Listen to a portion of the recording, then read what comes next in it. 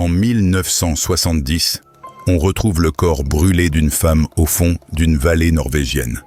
Elle avait effacé jusqu'à ses empreintes digitales. Plus de 50 ans plus tard, personne ne sait qui elle était. Et cette histoire est vraie. La vallée d'Isdalen, près de Bergen. Les habitants l'appellent la vallée de la mort. Un dimanche de novembre, un homme y promène ses deux filles. Entre les rochers, elle tombe sur un corps. Une femme, à moitié calcinée, allongée dans la neige, dans une odeur d'essence et de chair brûlée. Tout autour d'elle, des objets disposés comme une mise en scène. Des bouteilles d'alcool, un casse-croûte entamé, des bottes en caoutchouc, un parapluie, des comprimés de somnifères. Et un détail qui glace les enquêteurs. Sur tous ces vêtements, les étiquettes ont été arrachées. Le bout de ses doigts a été poncé pour effacer ses empreintes. Quelqu'un ne voulait surtout pas qu'on l'identifie. Alors la police remonte la piste. Et à la gare de Bergen, elle retrouve deux valises. À l'intérieur, des perruques, des lunettes sans correction, de l'argent dans plusieurs monnaies, une crème dont on a gratté l'étiquette, et un carnet. Des colonnes de lettres et de chiffres, un message codé. Une fois déchiffré, c'est un itinéraire, les dates et les lieux qu'elle avait traversés à travers l'Europe. Et maintenant, accroche-toi. Parce que cette femme n'avait pas une identité. Elle en avait au moins 8. 8 faux noms, 8 personnages. Elle changeait d'hôtel sans cesse, payait en liquide, demandait à changer de chambre. Elle parlait français, allemand, anglais. Des témoins la décrivent, maquillée différemment chaque jour, méfiante, sentant l'ail, persuadée qu'on la suivait. À l'un d'eux, elle aurait soufflé qu'elle partirait bientôt. La police a parlé d'espionnage, en pleine guerre froide, puis a refermé le dossier sur un mot, suicide. Une femme qui avale des somnifères et qui, en même temps, se serait aspergée d'essence et mise elle-même en feu, au fond d'une vallée gelée. Récemment, des analyses de ses dents ont parlé pour elle. Elle aurait grandi quelque part en Europe centrale, près de la frontière franco-allemande. Son ADN est conservé, prêt. Il ne manque qu'une chose, un nom. Elle a tout fait pour qu'on ne sache jamais qui elle était. Et pour l'instant, elle a gagné. Sur une petite route forestière des Alpes françaises, une famille arrête sa voiture. Quelques minutes plus tard, 4 personnes sont mortes, abattues avec une précision glaçante. 2 petites filles survivent au massacre. Un père, une mère, une grand-mère et un cycliste qui passait par là. Chacun tué d'une balle unique, en pleine tête. 25 douilles, dans et autour du véhicule. L'aîné, 7 ans, est touché mais survit en faisant la morte. La cadette, 4 ans, reste cachée 8 heures sous le corps de sa mère, sans être découverte, alors même que les gendarmes sont sur place.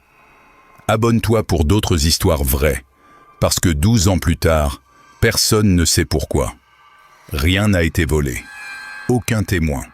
Le tir était professionnel, mais la cible reste un mystère. Le père, ingénieur sur des technologies sensibles. Un conflit d'héritage dans la famille. Le cycliste, peut-être juste au mauvais endroit. Chaque piste, une impasse. Des enquêteurs de 2 pays, des milliers de signalements, des suspects entendus puis relâchés. Et toujours aucun nom, aucun mobile, aucune arrestation. 2 sœurs ont grandi en portant les seuls souvenirs de cet après-midi. Des souvenirs trop brisés pour désigner un coupable. Alors, une exécution ciblée ou un témoin abattu au mauvais endroit, au mauvais moment? Un tueur a terrorisé une ville entière. Puis il a écrit une lettre en se disant « Venu de l'enfer ». Et cette histoire est vraie. La Nouvelle-Orléans, 1918. La nuit, quelqu'un entre chez les gens, une hache à la main. souvent leur propre hache, prise dans leur jardin. Il frappe des couples endormis, puis repart sans rien voler. La ville le surnomme l'Axeman. On cloue les fenêtres, on dort avec un fusil. En mars 1919, un journal publie une lettre signée de lui. « Je ne suis pas un humain, mais un démon sorti de l'enfer le plus brûlant. » Et il annonce une chose. La nuit du mardi suivant, il traversera la ville, mais il épargnera toute maison d'où s'échappera du jazz. Ce soir-là, la Nouvelle-Orléans ne dort pas. Chaque maison joue à plein volume jusqu'à l'aube. Une ville entière suppliant un tueur de passer son chemin. Et cette nuit-là, personne ne meurt. Puis, les meurtres cessent. L'Axeman disparaît. On ne l'a jamais identifié. On n'a jamais su s'il était un homme ou ce qu'il prétendait être. On l'a trouvé nu, dans une boîte en carton, au bord d'une route. Un petit garçon. Et pendant plus de 60 ans, personne n'a su son nom. Et cette histoire est vraie. Philadelphie, 1957. Un homme s'arrête près d'un bois et découvre un carton. À l'intérieur, le corps d'un enfant de quelques années, battu, maigre, enveloppé dans une couverture. Aucune étiquette, aucune disparition signalée. Personne ne vient le réclamer. La police fait tout. Des milliers d'affiches, ses empreintes, son visage reconstitué. Rien. C'est comme si ce petit garçon n'avait jamais existé pour personne. Les années passent. Il devient l'enfant de la boîte, enterré sous une pierre sans nom. Des policiers, hantés par lui, viennent fleurir sa tombe pendant des décennies.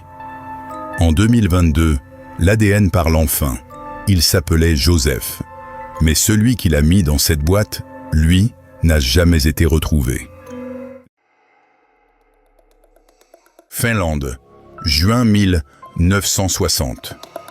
4 adolescents plantent de leur tente au bord d'un lac. Au matin, 3 sont morts. Et cette histoire est vraie. C'est l'une des affaires les plus célèbres du pays. Dans la nuit, quelqu'un s'acharne sur la tente. Coup porté à travers la toile, sans un cri qui alerte les environs. Au lever du jour, un promeneur aperçoit la tente effondrée et les corps. Un seul survivant, gravement blessé, gît un peu à l'écart. Il ne se souvient de presque rien. Les enquêteurs relèvent tard des indices contradictoires. Aucune arme, aucun mobile clair. Pendant des décennies, les pistes défilent. Un voisin, un rôdeur, un inconnu, un procès. Bien plus tard, se solde par un acquittement. Drame entre jeunes, tueurs de passage jamais retrouvés, ou secrets emportés dans la tombe. Un homme a terrorisé toute une région, puis il a envoyé à la police des messages codés en la défiant de l'attraper. 50 ans plus tard, on ne sait toujours pas qui il était. Et cette histoire est vraie. Fin des années 1960, dans le nord de la Californie. Des attaques inexpliquées commencent à frapper la région. La peur s'installe. Et puis, un jour, les journaux reçoivent une lettre. Elle commence par une phrase devenue glaçante. Ici parle le Zodiaque. L'homme se donne lui-même ce nom. Il signe d'un symbole étrange, un cercle barré d'une croix comme une cible. Et il ne se contente pas de menacer. Il joue. Il envoie aux journaux des messages entièrement codés, des grilles de symboles indéchiffrables, en promettant qu'à l'intérieur se cache son identité. Attrapez-moi, si vous en êtes capable. Le premier code est cassé en quelques jours par un couple de professeurs, et ce qu'il contient donne la chair de poule. Mais le deuxième, lui, va résister. 51 ans. Il ne sera percé qu'en 2020. Et il reste, aujourd'hui encore, 2 codes que personne au monde n'a jamais réussi à lire. Pendant des années, il écrit, il nargue, il revendique bien plus de victimes qu'on ne lui en attribue. Puis, du jour au lendemain, le silence. Plus de lettres, plus rien. La police a eu un suspect, un seul. Mais elle n'a jamais pu prouver quoi que ce soit. L'affaire n'a jamais été close. Elle est toujours ouverte aujourd'hui. Et ces deux codes qu'on n'a jamais brisés cachent peut-être, depuis tout ce temps, la seule chose qui compte, son nom. L'enquête complète